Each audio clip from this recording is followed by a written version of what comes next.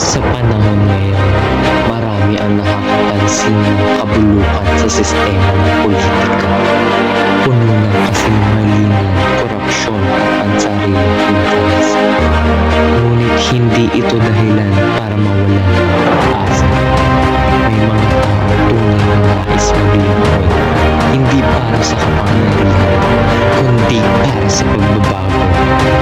Sa isang mundo kung saan ang tama ay natatabunan lagi, isang hakbang ng katapatan at malasakit ang maaaring maging simula ng mas magandang kinabukasan.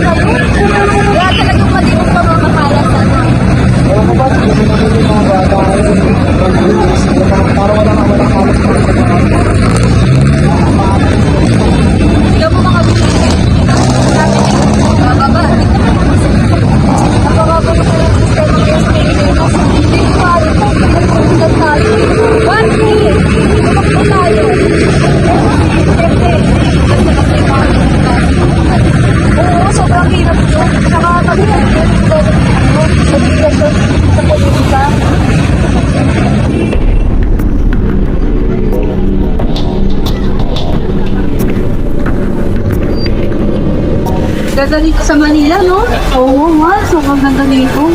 Talaga yung mga tanawin ni Manila. Sobrang ganda yung mga ambience, sobrang ganda. Sobrang makikita ko ang ganda. Kaso, magsaka natin ng abang sa maganda. Maganda rin ba? Yun ang mag-usahan. Maganda rin ba ang pamamahala sa Manila? Pumila na Oo, meron mga nalalapit ngayon. Ano naiisip natin kanina? What if? Kasi sobrang hirap kasi noon. Alam niyo naman guys eh. Walang magandang pamamahala dito sa barangay natin. Tutulungan niyo ba ako? Oo naman. Ganda-ganda ng plataforma mo yun. Handa ka magpaaral ng mga bata. Handa ka tumulong sa mga mahihirap. Yan naman talaga ang gusto ko. Alam niyo yan, kahit na makatulong kahit sa mga mahihirap. Lalo sa mga bata. Yung pamamahala sa atin na yun, hindi pa hindi pa palubog lahat eh. Hindi pa angat. Kaya nga eh.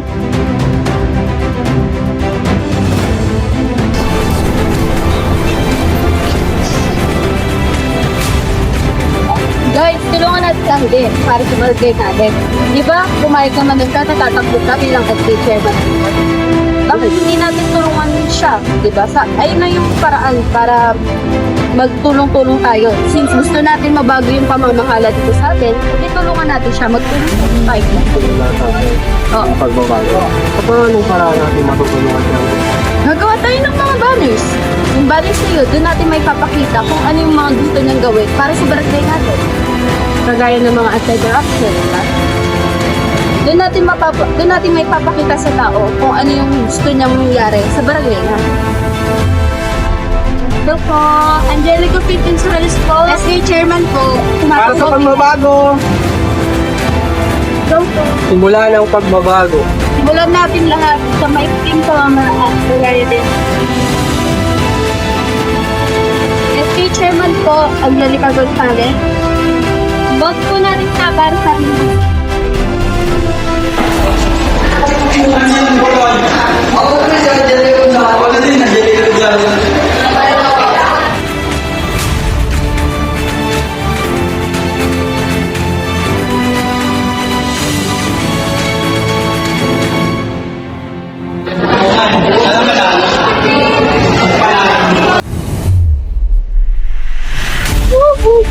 Rap.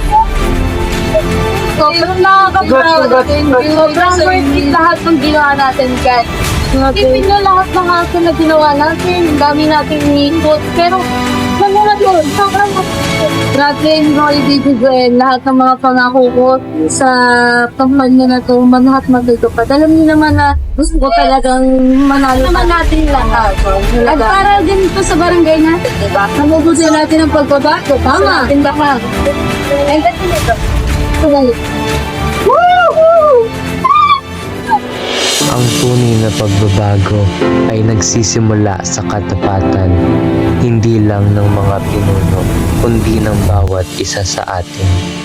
Dahil sa isang sistemang matagal ng bulok, tanging ang tapat na paglilingkod ang makakalikha ng bagong pag-asa.